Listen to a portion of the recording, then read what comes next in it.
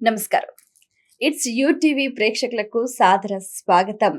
జ్యోతిష శాస్త్రానికి సంబంధించి ఎన్నో అంశాలు మానవ జీవితానికి సంబంధించి ముడిపడి ఉంటాయి. అయితే కొన్ని సందర్భాలకు తగ్గట్టుగా మనం ఏ విధంగా పరిహార మార్గాలు పాటించాలి, ఎలా నడుచుకోవాలి, ఏ గ్రహం ఎటువంటి ప్రభావం చూపిస్తుంది, ఏ సందర్భానికి తగ్గట్టుగా మనం ఎలా ఉండాలి, ఇలాంటి ఎన్నో అంశాల గురించి వివరంగా మనందరికీ తెలియజేయడానికి మనతో పాటు ఉన్నారు. ఎన్నో దశాబ్దాలుగా వారికి తెలిసిన విజ్ఞానాన్ని ప్రతి ఒక్కరికి అందించే క్రమంలో విశేషంగా కృషి చేస్తున్నారు. దేశ విదేశాలలో ఉన్న ప్రతి ఒక్కరికి కూడా తన వంతుగా తగిన సలహాలు సూచనలు అందిస్తూ మరెంతో మందికి కూడా ఆదర్శంగా ఉన్నారు. ప్రముఖ జ్యోతిష వాస్తుశాస్త్ర నిపుణులు, మీ అందరికీ బాగా సుపరిచితులైన బ్రహ్మశ్రీ నానాజీ పట్నాయక్ గారు. వారితో మాట్లాడి మరిన్ని విషయాలు వారి మాటలు తెలుసుకుందాం. ఈనాటి కార్యక్రమం ప్రారంభిద్దాం. నమస్కారం గురుగారు. శ్రీమాత్రే నమః. గురుగారు, ఇప్పుడు ఈ మధ్య కాలంలో జనరల్ గా అందరు ఏంటంటే టైంలో తినడం, టైంలో నిద్రపోవటం, ఈ తిండి నిద్ర అనేది మనిషి జీవితంపై ఎటువంటి ప్రభావం చూపిస్తుంది అంటారు? యుక్తాహార విహారస్య అనేటువంటిది మనం శ్లోకం వినే ఉంటాం. అంటే మనం తినే తిండి, తిరిగే తిరుగుడు చాలా జాగ్రత్తగా ఉండాలని మనకు భగవద్గీత చెప్తుంది. కాబట్టి ఫుడ్ ఈజ్ మోస్ట్ ఇంపార్టెంట్. ఫుడ్లో 6వ వంతు మన మనసుగా మారుతుంది. కాబట్టి మనం ఏం తింటున్నాం, ఎలాంటి ఫుడ్ తింటున్నాం, ఆ ఫుడ్ మనకి ఎంత మేలు చేస్తుంది, ఎంత కీడు చేస్తుందని చూసుకోవడం మన ఆరోగ్యానికి మంచిది. ఆస్ట్రాలజీ పరంగా పక్క పెడితే ఆస్ట్రాలజీ పరంగా కూడా మన మనసుగా మారుతుందని చెప్తుంటారు కదా మన శాస్త్రాల్లో. It's most important food. అంటే మీరు ఏం చేస్తున్నా సరే, మీరు ఏం ఫుడ్ తింటున్నారు అనేది మీరు ఖచ్చితంగా కాన్సన్ట్రేషన్ చేసుకోవాలి. ఇప్పుడు ట్రెండ్ అయిపోయింది కదా గురుగారు, midnight 12 నుంచి 3 వరకు బిర్యానీ ఆర్డర్ పెట్టుకొని బిర్యానీస్ అవి తినడం అనేది ట్రెండ్ అయిపోయింది. అసలు ఆరోగ్యానికి అది మంచిది కాదు కదా. సైన్సే చెప్తుందిగా, నువ్వు రాత్రప్పుడు రెస్ట్ ఇవ్వాలి. నీ బాడీని సెట్ చేసుకోవడానికి, నీ బాడీ కంటూ ఒక ఇమ్యూనిటీ డెవలప్ చేసుకోవడానికి కావాలి. సైంటిఫిక్ చెప్తుందిగా. మరి చదువుకొని ఏం లాభం ఇవన్నీ చేస్తున్నారంటే? చదువుకున్న దేని చేసి చదువుకుంటున్నాను? సైంటిఫిక్గా నువ్వు ఎదగాలనే కదా. మరి సైన్స్ వెరీ క్లియర్లీ నువ్వు అర్ధరాత్రి ఎప్పుడు పడితే అప్పుడు తినొద్దని చెప్తుంది. ఇంకోటి ఏంటంటే నిద్ర కూడా ఏంటంటే టైంలో నిద్రపోవటం. ఆ సంధ్య వేళ లేదు, అసుర సంధ్య వేళ లేదు, ఏ వేళ లేదు. దానివల్ల ఏమైనా ఇబ్బందులు ఉంటాయంటారా? ఖచ్చితంగా ఉంటాయండి, ఖచ్చితంగా ఉంటాయి. ఎందుకంటే మీకు ఉదయం సాయంత్రం సంధ్యావందనం చేసుకునే వ్యక్తికి, సంధ్యావందనం చేయని వ్యక్తికి చాలా తేడా ఉంటుంది. వాళ్ళ బాడీ స్ట్రక్చర్ దగ్గర నుంచి, వాళ్ళ ఆత్మ స్థిరత్వం దగ్గర నుంచి, మెంటల్ స్టెబిలిటీ దగ్గర నుంచి చాలా తేడా ఉంటుంది. కాకపోతే ఇద్దరికి ప్రాబ్లమ్స్ రావంటే అతనికి వస్తుంది, ఇతనికి వస్తుంది. కానీ ఇతను హ్యాండిల్ చేసే విధానం వేరే ఉంటుంది, వాళ్ళు హ్యాండిల్ చేసే విధానం వేరే ఉంటుంది. వాస్తు కూడా అంతే. ఇప్పుడు చాలామంది అంటుంటారు, మంచి వాస్తు ఇంట్లో ఉంటే ఏంటి, బాలేని ఇంట్లో ఉంటుంది, కష్టాలు అందరికీ వస్తున్నాయి కదా. మంచి వాస్తు ఉన్న ఇంట్లో ఉన్న వ్యక్తి ఆ కష్టాలను ఎదుర్కోగలుగుతాడు, అది తొందరగా క్లియర్ అవుతుంది. వాస్తు బాలేని ఇంట్లో ఉండే వ్యక్తి దాన్ని ఎదుర్కోలేకపోతుంటాడు, తొందరగా కృంచుకుపోతుంటాడు ఆ వ్యక్తి. ఇంకా చాలా మంది చెప్తుంటారు, అప్పటిదాకా బాగుందండి, ఇల్లు కొనుక్కున్నాము, అప్పటి నుంచి కష్టాలు మొదలయ్యాయి. మొన్న కూడా చూసా ఒకటి అలాంటిది అని అంటారు. అలా అందులో నుంచి అటు ఆ ఇంట్లో ఉండలేరు, ఆ ఇల్లు అమ్మలేరు, వేరేది కొనుక్కోలేరు, ఉండలేరు, బయటికి రాలేరు అన్న ఒక చట్రంలో ఉండిపోతున్నారు. ఎందుకంటే మనకి ఇక్కడ జ్యోతిష్శాస్త్రంలో ఎలా అయితే నవగ్రహాలు, 27 నక్షత్రాలు, 12 రాసులు, 12 లగ్నాలు ఎలా చెప్తామో, ఇంటికి కూడా అలాగే ఉంటుంది. 45 మంది దేవతాసురులు, వాస్తు పురుషుడు, ఎట్ ద సేమ్ టైం మనకి పదాలు, పద విభజన, వాస్తు పురుషుడు ఉంటాడు, నవగ్రహాలు ఉంటాయి, అష్టదిక్పాలకులు ఉంటారు. వీళ్ళని మనం పాడు చేస్తున్నాం. అంటే సరిగ్గా కట్టుకోకపోవడం వల్ల ఇల్లు సఫర్ అవుతుంది. యాక్చువల్ చెప్పాలంటే ఆ వ్యక్తి ఒక ఇల్లు సఫర్ అవుతుంది. అంటే ఎగ్జాంపుల్, బ్రేకులు లేని కారుకి ఏమవుతుంది, యాక్సిడెంట్ అవుతుంది. హార్న్ పని చేయట్లేదు, లేదా ఇండికేటర్ పని చేయట్లేదు, అందులో ఆ కారులో ఉండి వెళ్ళే వ్యక్తికి ఎంత అన్సేఫో, వాస్తు బాగోలేనటువంటి ఇంట్లో ఉండేటువంటి వ్యక్తి కూడా అంతే అన్సేఫ్గా ఉంటుంది వాళ్ళ లైఫ్ అనేది. ప్రస్తుతం సమాజంలో ఉన్న సమస్యల్లో ప్రధానమైనది ఏంటంటే వివాహ సమస్య. ఆలస్య వివాహాలు కారణాలు ఏంటంటారు? ఆలస్య వివాహానికి ఫస్ట్ ఆఫ్ ఆల్ వాళ్ళ పర్సనల్ చార్ట్లో 8th కనెక్టివిటీ ఉంటుంది వివాహానికి. సో ఆలస్య వివాహం ఏదైనా ఆలస్యం అవుతుంది, వివాహం అవుతుందన్నా, లేకపోతే జాబ్లో లేట్ అవుతుందన్నా, ఏదైనా 8th కనెక్టివిటీ ఉండడం వల్ల ఆలస్యం అవుతుంది. 8 ఈజ్ లేట్ కారకుడు.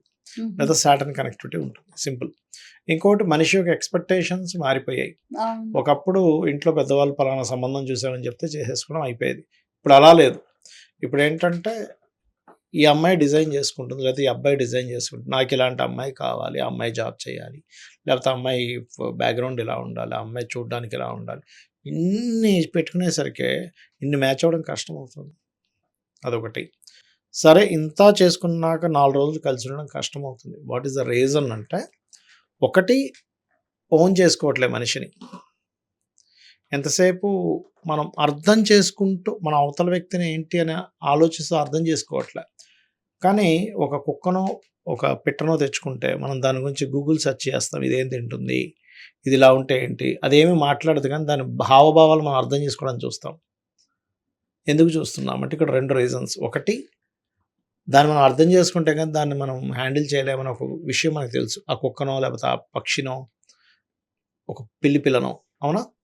అట్లాగే ఒక మనిషి జీవిత భాగస్వామి వచ్చినప్పుడు నువ్వెందుకు స్త్రీని చదవాలని నువ్వెందుకు అనుకోవట్లేదు?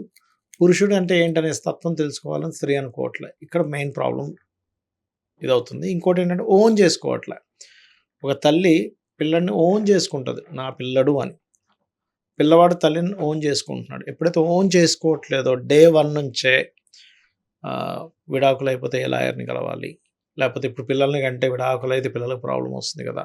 ఆ అంటే థాట్ ఆ ప్రాసెస్సే థాట్ ప్రాసెస్ అసలు వివాహానికి ముందు నుంచే ఉంటుంది. కానీ ఏ తల్లి కూడా బిడ్డ నేను వదిలేస్తే బాగుంటుంది, లేకపోతే నేను రేపొద్దున మా ఇద్దరి మధ్యన గొడవలు వస్తే విడిపోతాం అనే ఏ థాట్ ప్రాసెస్ ఏ తల్లికి ఏ కొడుక్కి ఉండదు. అంటే అమ్మ అంటే అన్నది, అమ్మ నేను బాగుపడడానికి కోపంగా అన్నదని తండ్రి కొడుకు అనుకుంటాడు. ఒక ఏదో అలిగకపోతే అరే పిల్లగాడు అలిగాడులే అని వాడికి ఎట్లా చేసి పెడదాం, వాళ్ళు ఈ రోజు అంటే అలిగాడు ఇది కొనివ్వలేదని, వాడికి ఎప్పుడు కొనిద్దాం ఇదని తల్లి ఆలోచిస్తూ ఉంటుంది. అట్లా ఓన్ చేసుకోకపోవడము మెయిన్ రీజన్ అవుతుంది అక్కడ. ఇంకోటి ఏంటంటే ఎంతసేపు నెగటివ్ ఇది ఎక్కువ, ఎక్స్పెక్టేషన్స్ ఎక్కువ, అండ్ అదేవిధంగా కాంపిటీషన్స్ ఎక్కువ, కంపారిజన్స్ ఎక్కువ. వాళ్ళు అలా ఉన్నారు, నువ్వు ఇలా ఉన్నావేంటి? అది అసలు కరెక్ట్ కాదంటా నేను. ఎవరిని వాళ్ళని అలాగే చూడాలి. ఇంకోరితో కంపారిజన్ అనేది చేయకూడదు. ఎందుకంటే నిన్ను కంపేర్ చేస్తే నీలో కూడా చాలా లోపాలు ఉంటాయి. ఇప్పుడు ఒక హస్బెండ్ ఒక భార్యని కంపేర్ చేస్తున్నాడు అనుకోండి, ఆ అమ్మాయి చూడ ఎంత చక్కగా మంచి మంచి డ్రెస్సెస్ వేసుకుంటుంది, లేకపోతే అట్లా ఉంది ఇట్లా ఉందని కంపేర్ చేస్తాడు. అప్పుడు ఇతను కూడా కంపేర్ చేసి ఏ బిలియనీర్తో కంపేర్ చేస్తే ఇతను కూడా డౌన్ అయిపోయినట్టే కదా. సో కంపారిజన్ అనేది అసలు ఫస్ట్ చేయకూడదు. ఏ భార్యాభర్త కూడా వాళ్ళ ఇంట్లో వాళ్ళ గురించి తీసుకోకూడదు. ఓన్లీ వీళ్ళిద్దరిదే ఏదైనా ఉన్నా కూడా. మూడోది ఏంటంటే ఫస్ట్ ఆఫ్ ఆల్ గొడవరైన వ్యక్తి ఉండడు అసలు. తల్లి కొడుకు కూడా అనుకుంటారండి, అన్నదమ్ములు అనుకుంటారు, ఫ్రెండ్స్ అనుకుంటారు. భార్యాభర్తలు అనుకున్నప్పుడే మనం దాన్ని ఒక స్పెషల్ వేలో దీంట్లో చూస్తాం. మనం ప్రతిరోజు ఉంటుంది. ఇక్కడ మనం అర్థం చేసుకోవాల్సింది ఏంటంటే అనుకుంటారు, ఇట్స్ కామన్ థింగ్ అనుకోవాలి. ఏ ఇద్దరు వ్యక్తులకి ప్రతి పక్షి కూడా కొట్టుకుంటుంది. మీరు చూసే ఉంటారు, పౌరలు కొట్టుకుని ఉంటాయి. అంటే జగడం దేనికి రాదు. పురుగులు 2 చీమలు ఫైట్ చేసుకుని ఉంటాయి, 2 పక్షులు ఫైట్ చేసుకుని ఉంటాయి, 2 కొంగలు ఫైట్ చేసుకుంటుంటాయి, 2 కుక్కలు ఫైట్ చేసుకుని ఉంటాయి, మనుషులు ఫైట్ చేసుకుంటారు. అందులో విచిత్రం ఏముంది? ఫైట్ చేసుకుంటున్నారు అనగానే విడిపోవాలనే థాట్ వస్తుంది చూసారా, అది తప్పు. అది తప్పు. ఫైట్ ఎందుకు జరుగుతుందని ఆలోచించాలి.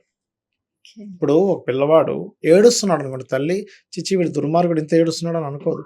ఎందుకు ఏడుస్తున్నాడు? వీడి కడుపు నొప్పి వస్తుందా, ఆకలేస్తుందా, ఏంటి పరిస్థితి ఏమిటని ఒక్కసారి ఆలోచిస్తుంది. నువ్వు అలా ఆలోచించమని చెప్తా. భార్య అలుగుతుంది, లేకపోతే భర్త అలుగుతున్నాడు, భర్త మూడిగా ఉన్నాడు, ఏమైందని నువ్వు ఆలోచించగలగాలి. దాన్ని ఆటోమేటిక్గా మీకు హ్యాపీ లైఫ్ ఉంటుంది.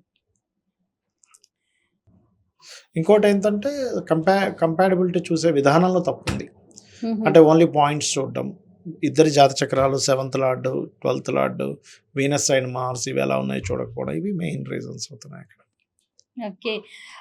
గురుగారు, ఇప్పుడు విడాకులు అవ్వడానికి ప్రధానమైన కారణం ఏ గ్రహం అంటారు? 7 and 12th lords Venus and Mars ఇవి పాడైతే విడాకులు అవుతుంటాయి.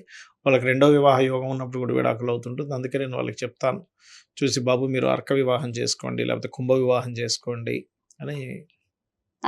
అంటే ఒక అది వివాహం ఫస్ట్ అక్కడ అయిపోతే ఆ దోషం ఆ రూపంలో పోతుంది. అది శాస్త్రంలో ఉంది, అవును, శాస్త్రబద్ధంగా ఉంది.